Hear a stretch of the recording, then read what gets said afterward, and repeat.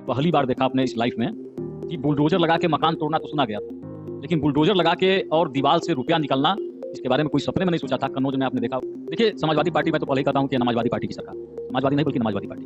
तो ये समाजवादी पार्टी गुंडे, माफिया, दंगाई, भ्रष्टाचारी, इन्हीं लोगों से मिलजुल कर बनी ये सरकार है जो समाजवादी पार्टी में परिवर्तित हो चुकी है। तो इन्होंने हमेशा, ये पहला थोड़ा है, अतीक अहमद वही है, मुख्तार अंसारी वही है, कैराना का वह अपराधी जिसने उत्तर प्रदेश को दंगों में झोंक के और पूरे उत्तर प्रदेश को समाप्त करने का कार्य किया था, जहां से लोग पलायन कर गए थे। मकानों पे लिखा रहता था कि एक मकान बिकाऊ है। आप देख रहे होंगे इस समय कि जितने भ्रष्टाचारी थे, जितने आतंकी थे, जितने माफिया थे, जितने दंगाई थे, या तो जेल में है या उत्तर प्रदेश के बाहर है। आप देखेंगे अतीक अहमद, मुख्तार अंसारी, आजम खान, ऐसे लोग आज जेलों में पड़े हुए हैं जिन्होंने भ्रष्टाचार किया और भ्रष्टाचार से अकूत संपत्ति अर्जित करने का कार्य किया था। सभी लोग जेल।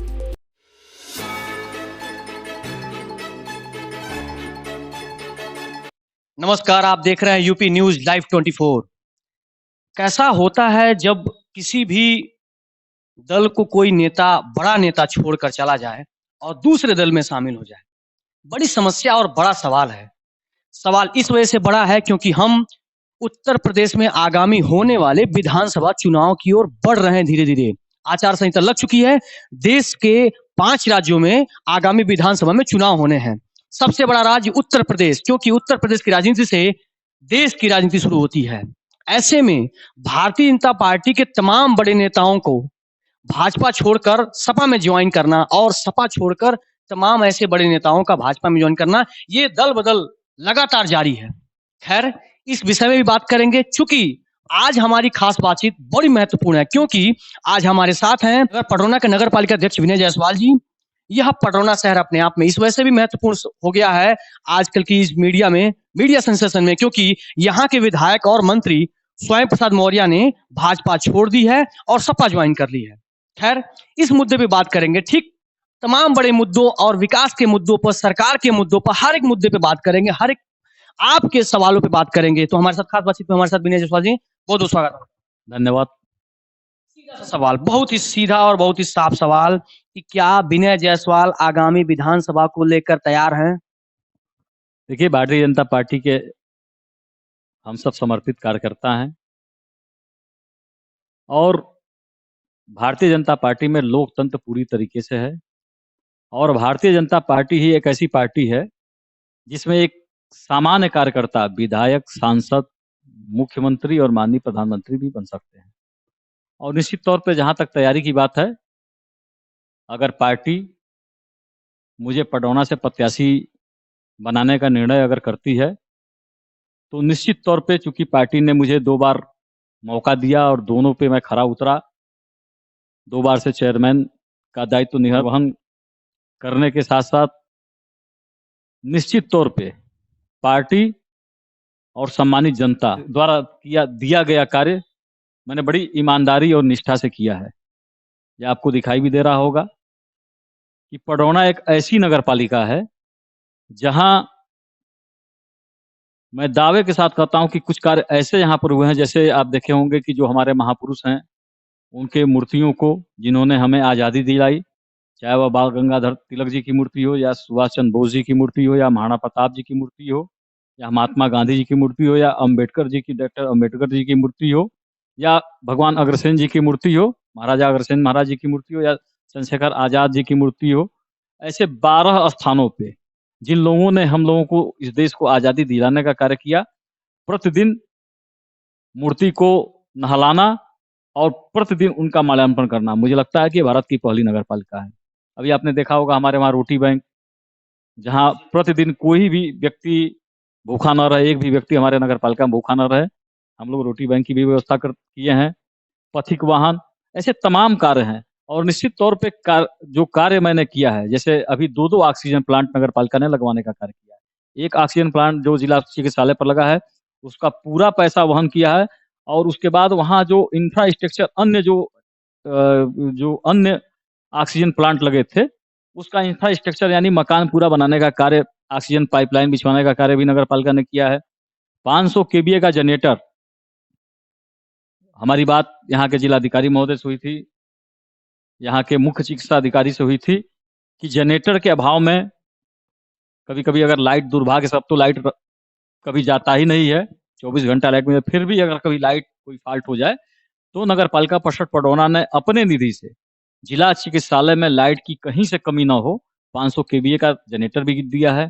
आप नगर पुरुष चिकित्सालय में देंगे तो आईसीआईसीआई बैंक के साथ मिलके यहाँ पर भी ऑक्सीजन प्लांट लगाने का कार्य किया है। तो समय समय पर नगर पालिका परिषद पडरौना लीक से हट के भी कार्य करता है समाज के लिए। और निश्चित तौर पे यहाँ की सम्मानित जनता, हमारे देवतुल्य हमारे गार्जियन, देव स्वरूपा हमारी माताएं बहनें, हमारे सभी नौजवान साथी, हमारे सम्मानित डॉक्टर, वकील, शिक्षक, छात्र, नौजवान, किसान, हर व्यक्तियों ने हमारे द्वारा किए गए कार्यों को देखा है।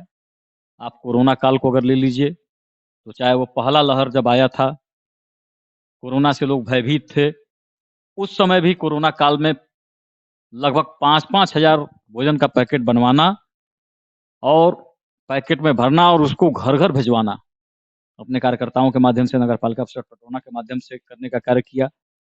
घर-घर सैनिटाइजर और मास्क, अगर एक घर में 10 व्यक्ति है तो 10 मास्क और सैनिटाइजर और साबुन भिजवाने का भी कार्य किया गया। तो नगर पालिका समय-समय पर ऐसा कार्य करती रहती है। सवाल मैं उस संबंध में करूंगा। अभी हाल ही में आपने देखा कि यहाँ के तत्कालिक विधायक कह सकते हैं हम उनको, यहाँ के तत्कालिक विधायक और सरकार में मंत्री रहे, कैबिनेट मंत्री का दर्जा उनको प्राप्त था, कैबिनेट मंत्री रहे स्वयं प्रसन्न मौर्य भाजपा छोड़ दिए और एक लेटर जारी करते उन्होंने लिखा कि दलित, शोषित और वंचितों के लिए उन्होंने उनकी समस्याओं को देखकर उन्होंने भाजपा छोड़ दी। उसके बाद से फिर लगातार पार्टी छोड़ने का सिलसिला जारी रहा। दारा सिंह चौहान और तमाम बड़े नेता विधायक भाजपा छोड़कर और सपा में जाने लगे। एक रैली होती है और सारे विधायक एक साथ सपा में ज्वाइन कर लेते हैं। खैर, ये भी सत्य है कि एक दिन पूर्व अपर्णा यादव जो मुलायम सिंह जी की बहू हैं, वो भाजपा में आती हैं। इस उलटफेर की जो कवायद है राजनीति में, उसको आप किस तरह से देखते हैं? और यहाँ चूंकि तत्कालिक विधायक प्रदेश में इतने बड़े मंत्री होकर ठीक कुछ दिन पहले जब उनसे सवाल किया जाता है तो वो कहते हैं कि मैं भाजपा नहीं छोड़ूंगा और अचानक से वो भाजपा छोड़ देते हैं ये सब बोलकर। क्या लगता है आपको?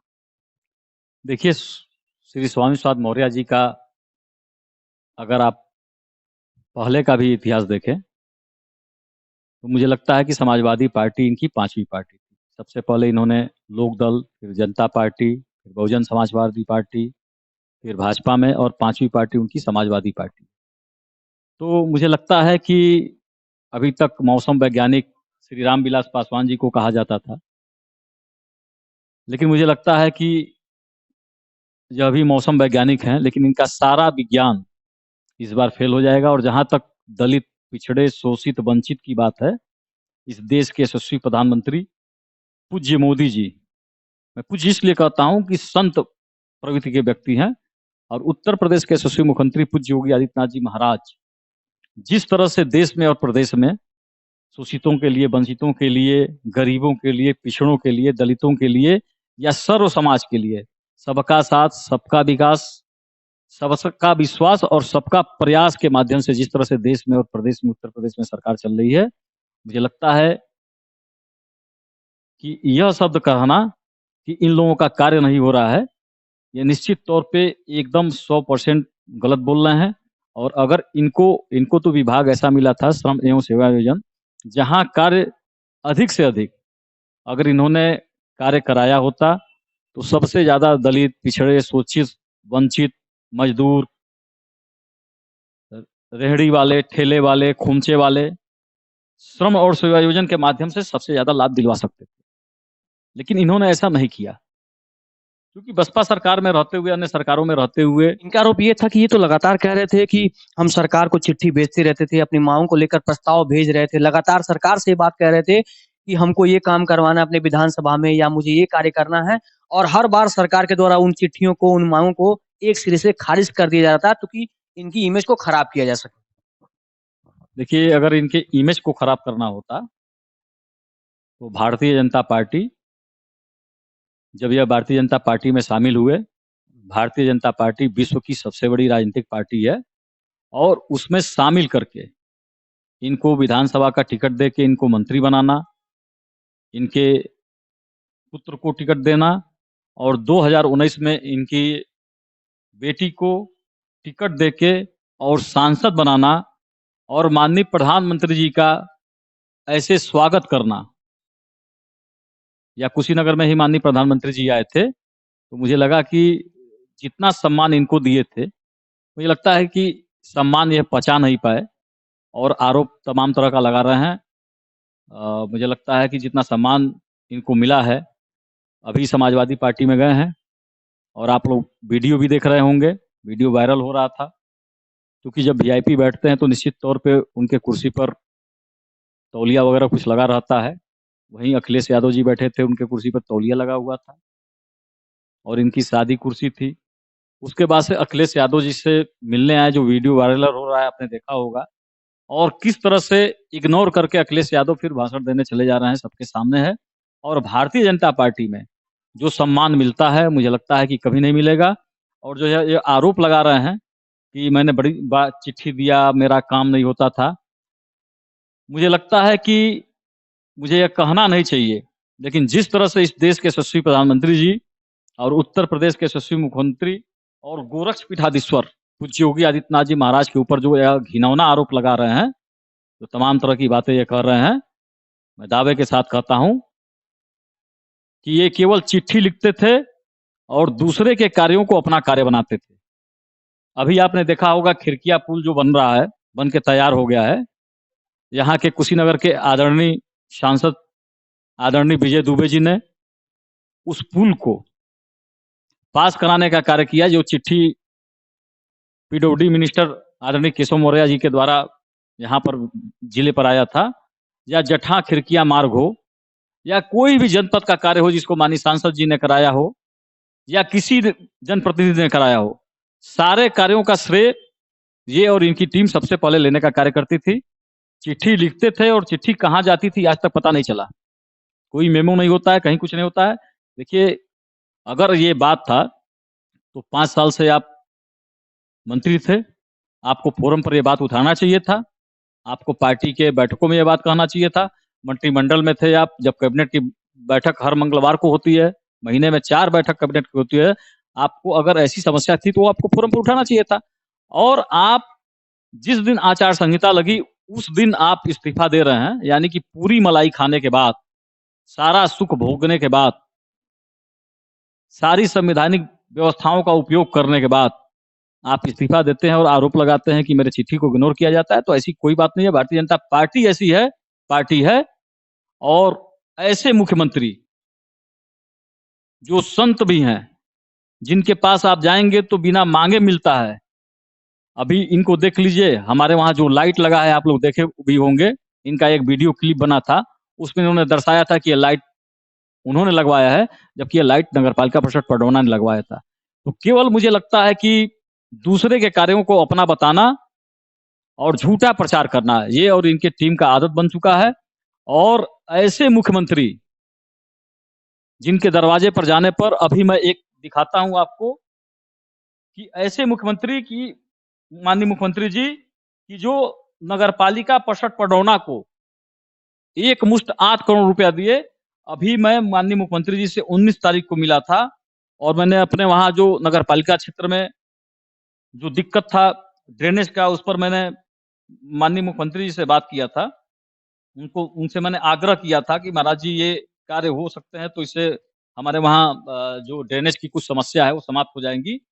और आप देखिए, आपके सामने है कि माननीय मुख्यमंत्री जी ने त्वरित आर्थिक विकास योजना, जो माननीय मुख्यमंत्री जी की निजी निधि मानी जाती है, मतलब मुख्यमंत्री कोष उसको माना जाता है, उस पैसे से उन्होंने, आप देखेंगे पत्र, कृपया नियोजन अनुभाग 4 के पत्र संख्या CM 548/35/4/2021 दिन 24/12/2011 के द्वारा कुशीनगर के पडरौना के संबंधित कार्यों के सीसी रोड नाला निर्माण को त्वरित आर्थिक विकास योजना अंतर्गत स्वीकृत किए जाने पर विचार किया जा रहा है। कार्यों के आगरण नगर पालिका परिषद पडरौना कुशीनगर से गठित कराकर उपलब्ध कराने का। और ये देखिए, आपको उसमें दिखाना भी चाहिए कि 8 करोड़ 69 लाख रुपया, 8 करोड़ 69 लाख रुपया माननीय मुख्यमंत्री जी ने स्वीकृत किया नगर पालिका को।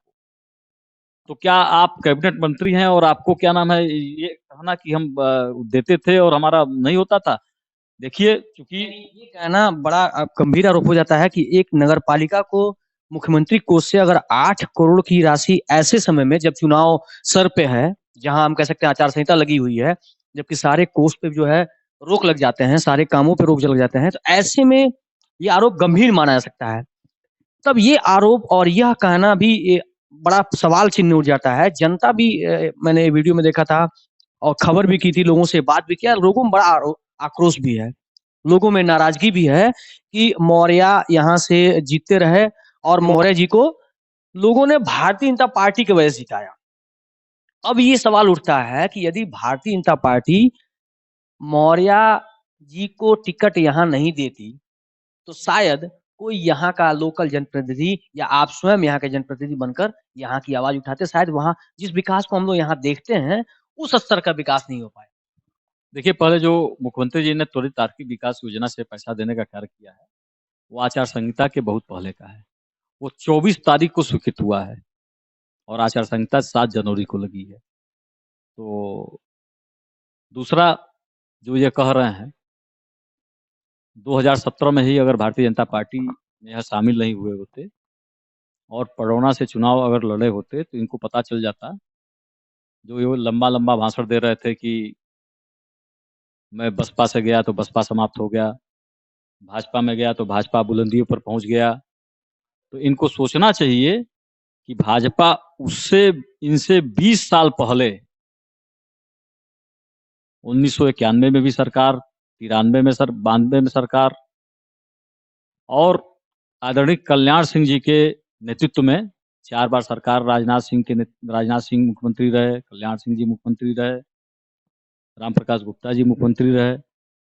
तो इनके 20 साल पहले सरकार भारतीय जनता पार्टी की प्रदेश में और केंद्र में भी लगभग 20-22 साल पहले केंद्र में भी सरकार भारतीय जनता पार्टी बना चुकी थी। और इनका यह कहना, क्योंकि बोलने में कुछ जाता नहीं है, मैं तो निश्चित टिप्पणी नहीं करना चाहता हूं, किसी भी नेता के ऊपर टिप्पणी नहीं करना चाहता हूं, लेकिन जिस तरह से, ठीक है, भाजपा में नहीं अच्छा लगा, चूंकि इनको अच्छा नहीं लगेगा, क्योंकि भारतीय जनता पार्टी एक ऐसी पार्टी है जहां भ्रष्टाचार का कहीं भी नामो निशान नहीं है। एक व्यवस्थित सरकार देना, जनता के प्रति जवाबदेही होना। आप देख रहे होंगे इस समय कि जितने भ्रष्टाचारी थे, जितने आतंकी थे, जितने माफिया थे, जितने दंगाई थे, या तो जेल में हैं या उत्तर प्रदेश के बाहर हैं। आप देखेंगे अतीक अहमद, मुख्तार अंसारी, आजम खान, ऐसे लोग आज जेलों में पड़े हुए हैं जिन्होंने भ्रष्टाचार किया और भ्रष्टाचार से अकूत संपत्ति अर्जित करने का कार्य किया था। ये सभी लोग जेल थे। बड़ा महत्वपूर्ण और गंभीर सवाल है। सपा ने अपनी पहली लिस्ट जारी की, पहली लिस्ट में ही सपा के वे नाम हैं जो कैराना जैसे दंगे में शामिल रहे, तमाम सारे ऐसे, मुजफ्फरपुर में जो दंगा हुआ, जो दंगे के मुख्य आरोपी थे, पुलिस की कार्रवाई में, पुलिसिया कार्रवाई में जो मुख्य आरोपी थे, सपा ने उनको टिकट दिया है। अब भाजपा का ये बड़ा गंभीर आरोप है कि क्या ये वाकई में अगर सपा सरकार बनती है तो ये दंगाई फिर से विधानसभा पहुंचेंगे? देखिए, उत्तर प्रदेश की सम्मानित जनता अब पूरे तरीके से यह जान गई है कि 5 वर्ष जो उत्तर प्रदेश के यशस्वी मुख्यमंत्री पूज्य योगी आदित्यनाथ जी महाराज के नेतृत्व में सरकार चल रही है 5 वर्षों से, या वो दंगाई हो, या वह आतंकी हो, या वह माफिया हो, भूमाफिया हो, ऐसे सारे लोग की संपत्ति कुर्क करके उनके संपत्तियों पर बुलडोजर लगा के आज आप देखिए, अतीक अहमद जिसकी तूती बोलती थी सरकार, चाहे बसपा की हो, चाहे कांग्रेस की हो या समाजवादी पार्टी की हो, मुख्तार अहमद अंसारी हुए या आजम खान हुए, सरकार किसी की भी हो, किसी का जमीन कब्जा कर लेना, फिरौती मांग लेना, हत्या कर देना, ऐसे जो खुलेआम घूमते थे, आज आप देखे होंगे पत्र जेल से लिख के भेज रहे हैं कि बच्चों को इंजीनियर बनाइए, आईएएस बनवाइए, राजनीति मत कराइए। मतलब ऐसे लोग जिनकी तूती बोलती थी, आज वो पत्र अपने जेल से अपने पत्नी के पास भेजते हैं कि बच्चों को सुधारो, क्योंकि यह योगी आदित्यनाथ जी महाराज की सरकार है। अगर जरा भी कानून के साथ खिलवाड़ करने का कार्य करेंगे, किसी भी व्यापारी को धमकाने का कार्य करेंगे, किसी भी सम्मानित जन से पैसा वसूली का कार्य करेंगे, किसी की जमीन को हड़पने का कार्य करेंगे, या इस प्रदेश को दंगे में झोंकने का कार्य करेंगे तो उनका स्थान सीधे जेल होगा। और जेल में व्यवस्था कैसी होगी यह निश्चित तौर पे अतीक अहमद, मुख्तार अंसारी और आजम खान से बढ़िया कोई नहीं जानता होगा। ये सवाल है कि सपा ने पहली लिस्ट में ही इन दंगाइयों को टिकट दिया है, इस पर क्या कहना है? देखिए, समाजवादी पार्टी, मैं तो पहले ही कहता हूं कि यह नमाजवादी पार्टी की सरकार है। समाजवादी नहीं बल्कि नमाजवादी पार्टी। तो यह नमाजवादी पार्टी गुंडे, माफिया, दंगाई, भ्रष्टाचारी, इन्हीं लोगों से मिलजुल कर बनी यह सरकार है जो समाजवादी पार्टी नमाजवादी पार्टी में परिवर्तित हो चुकी है। तो इन्होंने हमेशा, यह पहला थोड़ा ना है भाई, अतीक अहमद वही है, मुख्तार अंसारी वही है, कैराना का वह अपराधी जिसने उत्तर प्रदेश को दंगों में झोंक के और पूरे उत्तर प्रदेश को समाप्त करने का कार्य किया था, जहां से लोग पलायन कर गए थे। मकानों पे लिखा रहता था कि एक मकान बिकाऊ है, लिख के और पूरा मकान, अपना घर, दुकान, बिजनेस सब छोड़ के वहां से लोग पलायन कर गए थे। और वो दंगाई जो पूरे तरीके से जेल में भी रहा, जिसके ऊपर मुकदमे हैं, आपराधिक मुकदमे हैं, न कि राजनीतिक मुकदमे हैं, उसको टिकट देने का कार्य जो नमाजवादी पार्टी ने किया है, तो यह इनका शुरू से रहा है। अपराधियों का अपराध को बढ़ाना, अपराधीकरण करना। ऐसे माफिया भी आपने देखा होगा कन्नौज में। मैं पहली बार देखा अपने इस लाइफ में कि बुलडोजर लगा के मकान तोड़ना तो सुना गया था, लेकिन बुलडोजर लगा के और दीवार से रुपया निकालना, इसके बारे में कोई सपने में नहीं सोचा था। कन्नौज में आपने देखा होगा कि बुलडोजर से रुपया निकाला जा रहा था दीवारों को तोड़ के। तो ऐसे ऐसे भ्रष्टाचारियों को इन लोगों ने प्रश्रय दिया। इनका एक दो है, समाजवादी अब नहीं रह गई है, यह नमाजवादी हो गई है और पूरे तरीके से परिवारवादी हो गई है। और जहां तक सवाल है उत्तर प्रदेश की सरकार का, इस समय उत्तर प्रदेश के यशस्वी मुख्यमंत्री जी के कार्यों से जनता बेहद प्रसन्न है। आज आप देख लीजिए कि 24 घंटा लाइट शहरों में मिल रहा है, गांव में 20 घंटे तक लाइट मिल रहा है। ये सवाल है तो मैं पूछ देता हूँ। अखिलेश यादव कहता है कि हमारी सरकार बनी तो हम 300 यूनिट बिजली फ्री कर देंगे सबके लिए, घरेलू जितने बिजली उपभोक्ता हैं सबके लिए 300 यूनिट बिजली फ्री कर देंगे। देखिए, भाजपा ने भी कहा है कि हम बिजली आधा करने वाले हैं। देखिए, भारतीय जनता पार्टी कहती नहीं है, करके दिखाती है। अभी आपने देखा होगा, आज के मात्र 5 साल पहले आप पीछे जाइए, 2012 से लेकर 2017 तक इनकी सरकार रही। पूर्व में भी 3 बार मुलायम सिंह जी के नेतृत्व में सरकार रही है। आप देखे होंगे कि गिने चुने 4 से 5 जिले में केवल बिजली आती थी, बाकी 72 जिले 4 से 5 घंटे भी लाइट नहीं मिलते थे। और लाइट के लिए अगर कोई संघर्ष करता था तो लाठी भी खाता था। और सबसे पहले, आज ये कह रहे हैं कि मैं 300 यूनिट बिजली फ्री दूंगा, और सबसे पहले बिजली के रेट को दोगुना करना हो, या जो आप देखे होंगे एक बिजली मीटर का किराया लगता था तो उसको डबल करना, एक फिक्स रेट, फिक्स चार्ज, उसको सीधे डबल करना।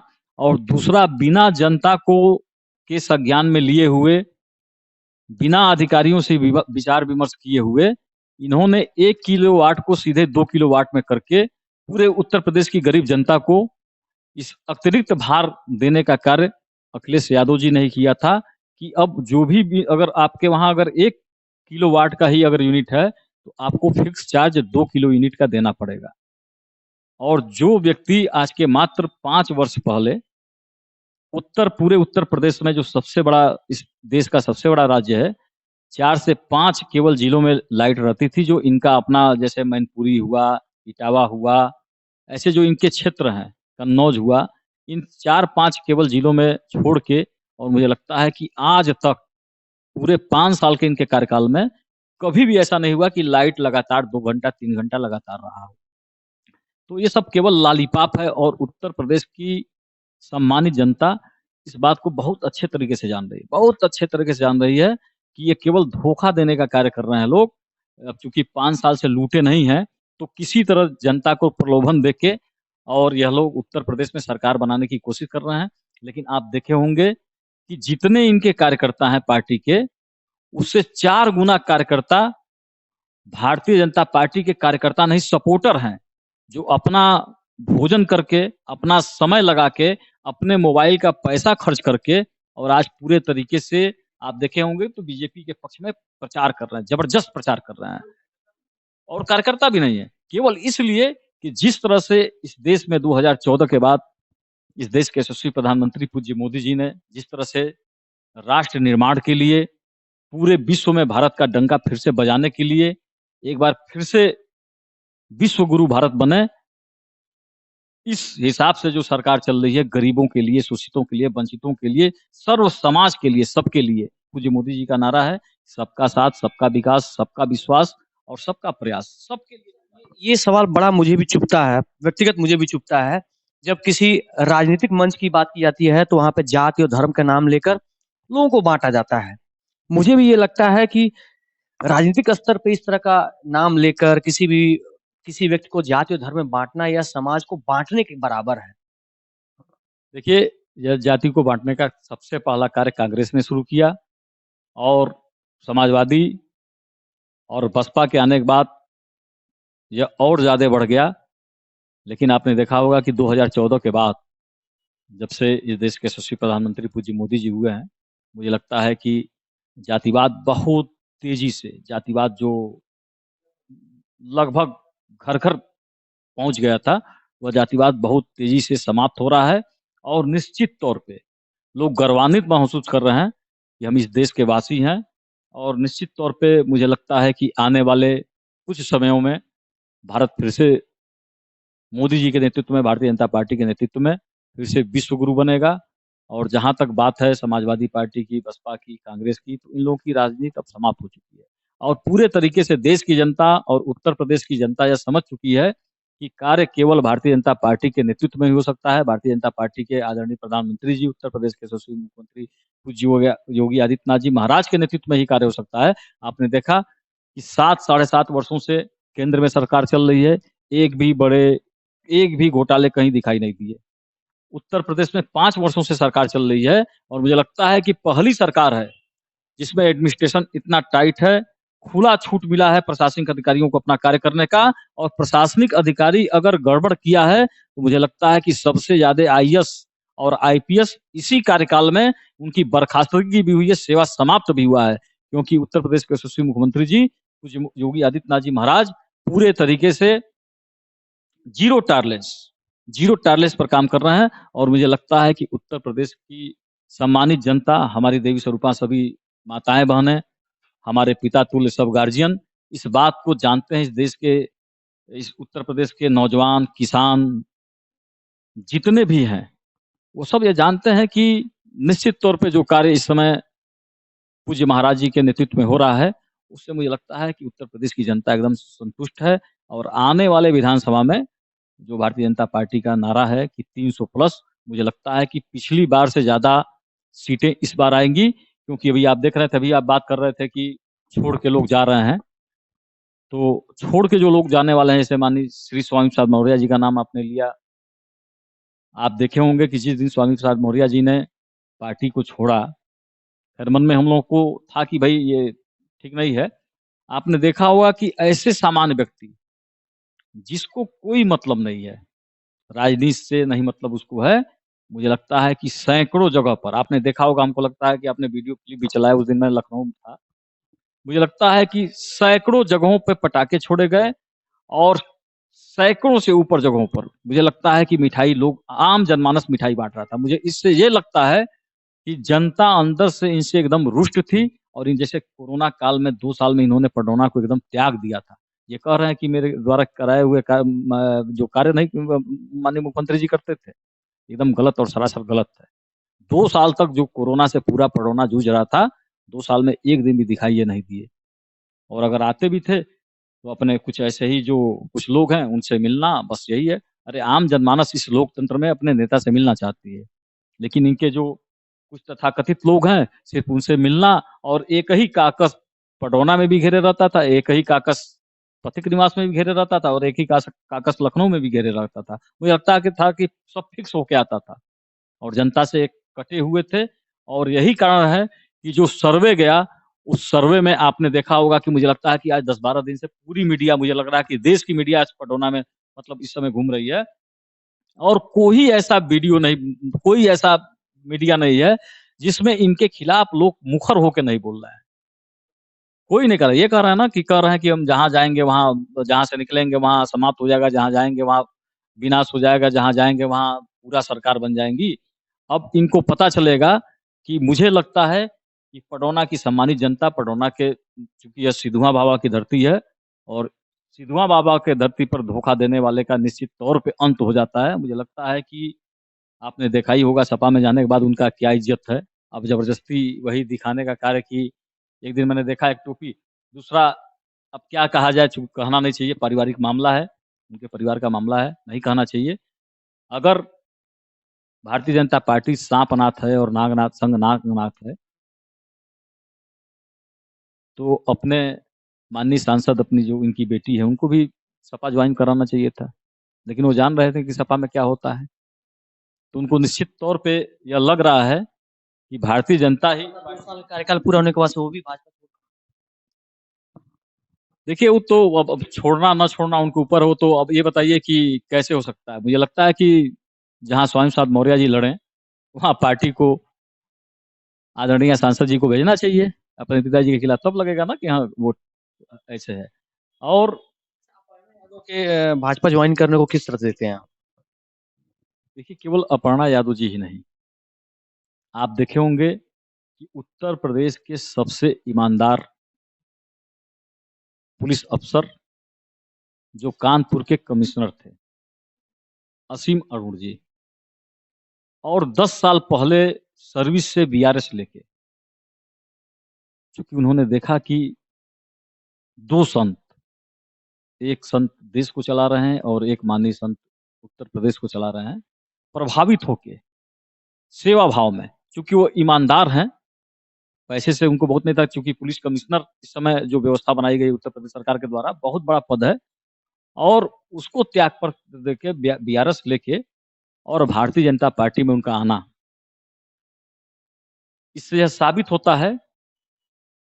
और मुलायम सिंह यादव जी के पुत्रवधू अपर्णा यादव जी का आना, और तमाम ऐसे साहित्यकार, बड़े-बड़े प्रशासनिक अधिकारी, इन लोगों का आना, यानी कि निश्चित तौर पे अब सीधे सवाल, चूँकि हम कुशीनगर के मुद्दे पे बात करेंगे। कुशीनगर 7 विधानसभा, लगभग 4 विधानसभा की सीट पर भाजपा का कब्जा रहा है।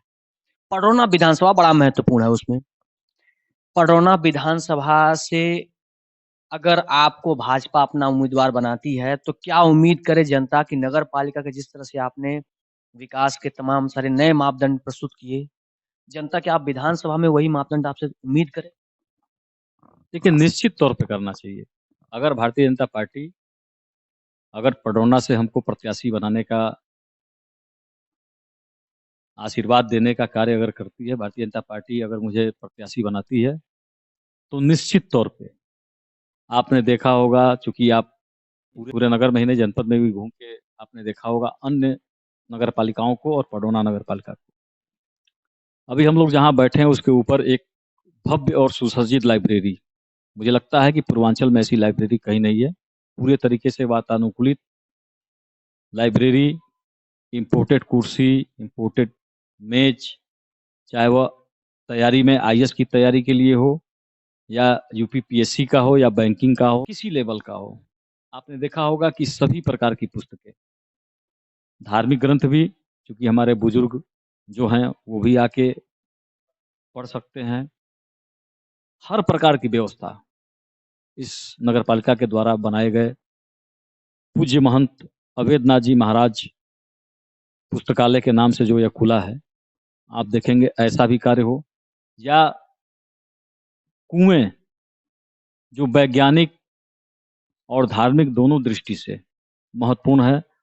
वैज्ञानिक दृष्टि से इसलिए कि कुएँ जहाँ रहते हैं वहाँ का वाटर लेवल कभी समाप्त नहीं होता है और पानी भी एकदम साफ-सुथरा रहता है। धार्मिक दृष्टि से इसलिए कि आप देखेंगे या शादी हो जिसमें मटकोरवा जिसको कहा जाता है, वहाँ पे कुएँ के पास जाके मटकोरवा का कार्यक्रम करना, या दीपावली, छठ पे या दशहरा पे कुएँ का पूजन करना, तो धार्मिक दृष्टि से ऐसे 23 कुएँ जिनको या तो कब्जा कर लिया गया था और या कुएँ को पूरे तरीके से भर दिया गया था। ऐसे 23 कुएँ को फिर से पूरी सफाई करके और उसके अंदर से पानी फिर से शुद्ध पानी आ जाए, और मार्बल लगा के, लाइट लगा के कुओं को सुसज्जित करने का कार्य नगर पालिका में मैंने किया है। हमारे नगर पालिका में कोई व्यक्ति भूखा न हो, इसके लिए रोटी बैंक की व्यवस्था। अगर कोई भी व्यक्ति बाहर से आते हैं, या वो दिल्ली से आ रहे हों, लखनऊ से आ रहे हों, गोरखपुर से आ रहे हों, 8 बजे के बाद गांव में जाने के बाद कोई कनेक्टिंग व्यवस्था नहीं थी, इसके लिए पथिक वाहन, जो पूरे तरीके से वातानुकूलित 7 सीटर गाड़ी है, उससे उससे उनके घरों तक पहुंचाने का, निःशुल्क पहुंचाने का कार्य हो, या पंडित दीनदयाल उपाध्याय पथिक निवास, जिसको रैन बसेरा कहा जाता है, ऐतिहासिक रैन बसेरा, जिसमें रहने के साथ साथ भोजन की व्यवस्था, और ऐसे गद्दा, रजाई और बेड आपको मिलेंगे जो आपको घर में मिलते हैं। या आप वहां पर जाकर देख लीजिए, जो टाइल्स लगे हैं, जो मार्बल्स लगे हैं, या जो उसका किचन है, महिलाओं के लिए अलग, दिव्यांग जनों के लिए अलग, पुरुष के लिए अलग, और 3-3 डॉर्मेट्री, जो 40-40 लोग एक साथ में, यानी 120 लोग डॉर्मेट्री में, और 10 कमरों में मिला के हमको लगता है कि 150 से ऊपर लोग उसमें रह सकते हैं।